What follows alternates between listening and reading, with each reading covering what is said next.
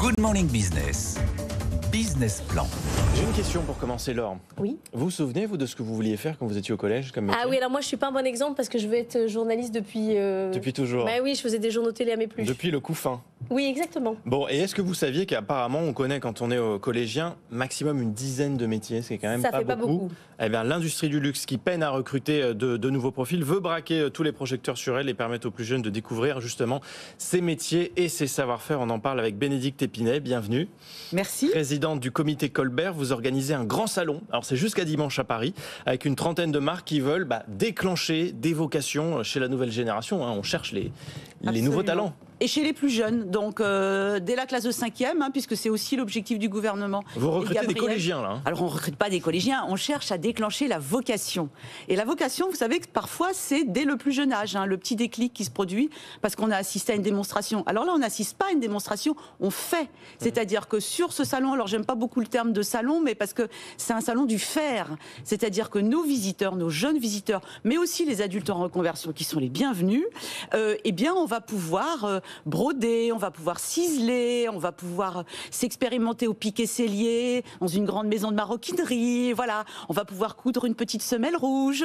Enfin voilà, donc toutes les grandes marques sont là et c'est l'occasion unique de découvrir sous un même toit, celui de Station F, les métiers de l'artisanat et du luxe. L'objectif, c'est de mettre une petite étincelle dans la tête des collégiens. 20 000 emplois seront à pourvoir dans le secteur du luxe d'ici 2025. Absolument. C'est énorme. Alors c'est énorme, en fait, le calcul il est simple, c'est que les artisans qui détiennent les savoir-faire dans nos maisons, ils sont nés dans les années 60, et si vous faites le calcul, ils vont partir à la retraite. Et puis la deuxième chose, c'est que c'est une industrie qui en sortie de Covid a connu des résultats exceptionnels, et qui dit vente, eh bien dit production. Donc il faut produire, et aujourd'hui on a besoin de recruter. Et transmettre du coup. Et de transmettre, absolument, et de protéger par le même coup, parce que ce sont des savoir-faire qui, si on ne les transmet pas, vont disparaître.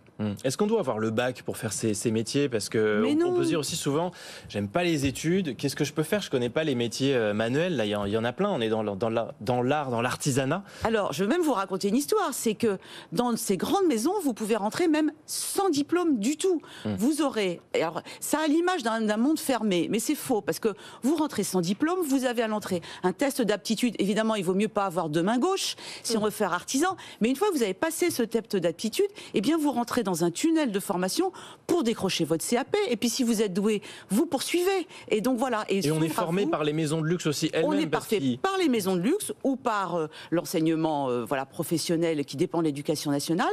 Mais voilà, il y a les deux formules, et derrière se déroule une belle carrière. Ce choix de Station F, il n'est pas innocent, c'est volontaire. Oui. C'est pour dire c'est quoi? C'est l'avenir? C'est quoi le symbole? Alors moi j'ai tendance à dire le secteur du luxe c'est le plus ancien secteur d'avenir.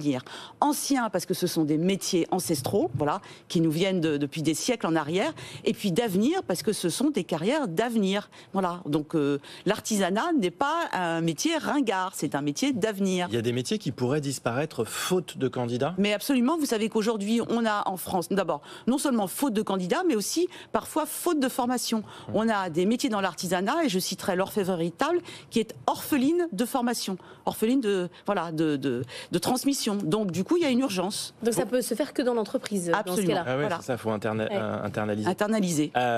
Juste sur la manière de communiquer, parce qu'aujourd'hui les jeunes, pour savoir qu'il y a ce salon à Station F, ils vont quoi, sur Instagram, sur TikTok? Il faut aussi moderniser la manière dont on communique. Alors précisément, nous avons fait le choix cette année d'être sur TikTok, et on a même lancé un challenge d'artisans sur TikTok, et nous avons lancé un hashtag savoir-faire sur TikTok qui aujourd'hui, 5 semaines après son lancement, cumule 400 millions de vues. Donc l'appétence, elle est là, elle existe, 400 millions de vues. Donc chacun montre ce qu'il fait sur les réseaux. Voilà, et partage.